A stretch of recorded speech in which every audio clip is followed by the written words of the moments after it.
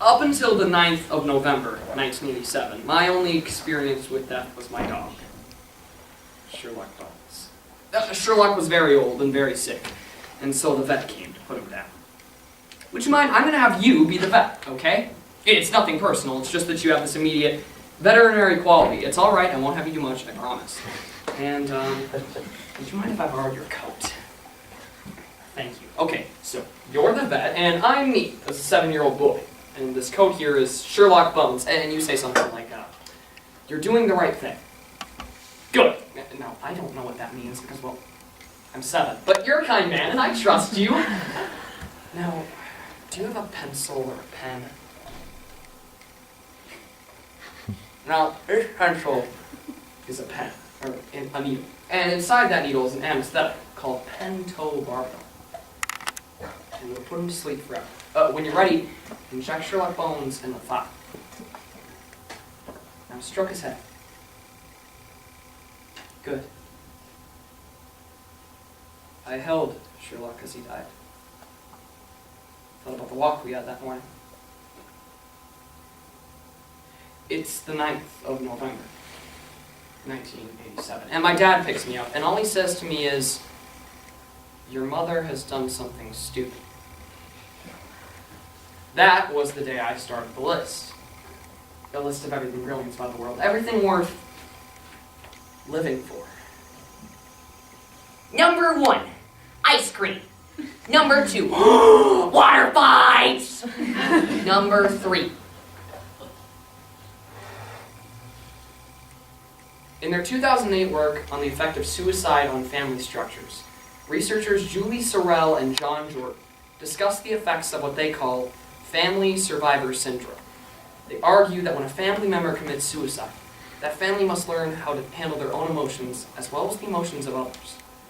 Performance has often been a means of expressing understanding as well as emotion, but often performances tend to lack the understanding of the relationship between performer and audience, especially when dealing with hard subjects like suicide.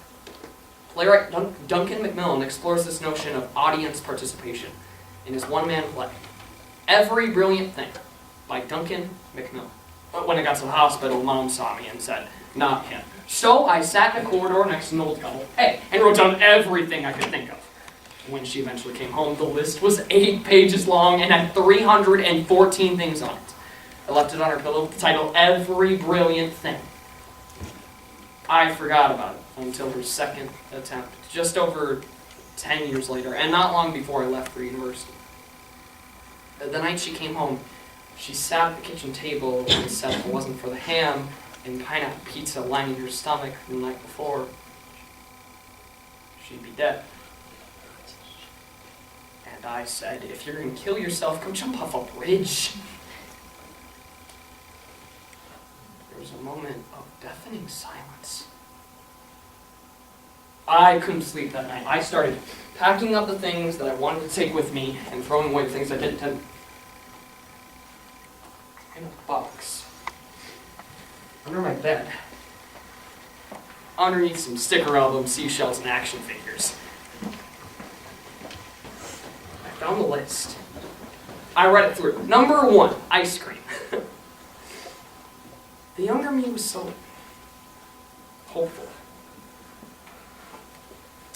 I continued where I left off. 350, the smell of old books. 316, Andre Agassi. The next morning, I sat at the end of Mom's bed and read the list to her. She got up and left. So I followed her and read louder. 516, winning something. 517, getting to know someone well enough to get them to check your teeth for broccoli. I began leaving post notes around the house, stuck to various items. On the mirror, 575, piglets. On the kettle, 364, Marlon Brando. And on her bed, 11, bed. It was my goal to reach 1,000, and I wasn't allowed to cheat, which meant A, no repetition. B, things had to be genuinely wonderful and life-affirming. And C, not too many material items. For a few months, the list became my sole focus.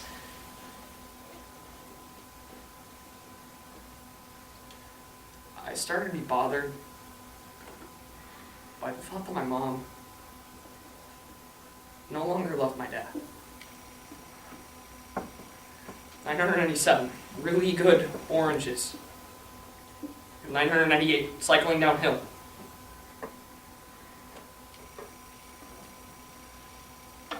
It's common for children of suicides to blame themselves. It's natural. You know, I learned that in the years after Marilyn Monroe's death by overdose, the number of suicides in the US increased by 12%. It's contagious. Maybe even hereditary. And that really scared me. 999 sunlight. It's not fair. But it's natural. When I finished, I gave it to my mother. And the next morning, I found it on my desk. She hadn't read it. Put the list in a book and forgot about it.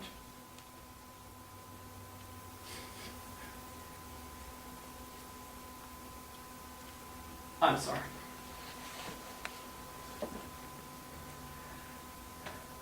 I wasn't around for the last time. Dad wasn't either. A neighbor complained about the exhaust fumes, and eventually the police cut through the garage door. Hose pipe through the driver's side window, they say it's a masculine way to choose to die. I don't know what that means.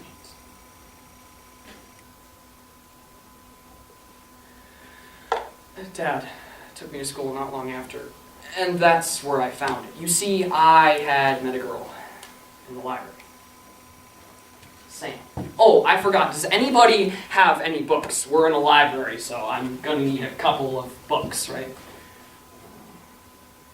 Oh, thanks. What are you reading? What's it about? Sounds really good. This? It's really good too! Why don't I lend it to you? I could read yours and we could meet up and grab a cup of coffee or an orange juice. An orange juice if you'd like, if you think that'd be, and I had a date. And after a few trips to the library, swapping books, she returned one to me and said, "There's something really interesting in this book that I want you to read." Which was confusing because I had already read the book. I mean, I lent it to her. And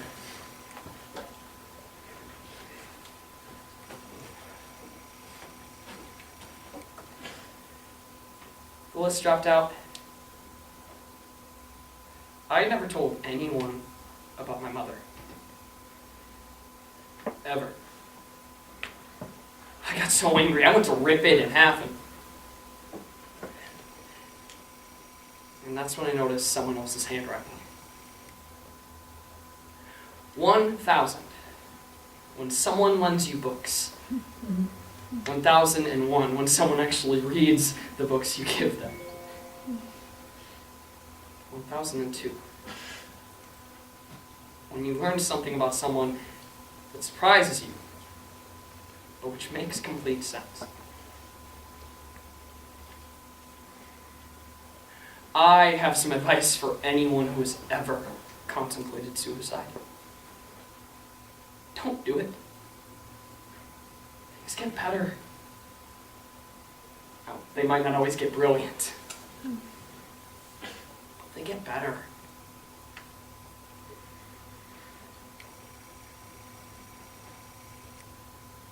(1003)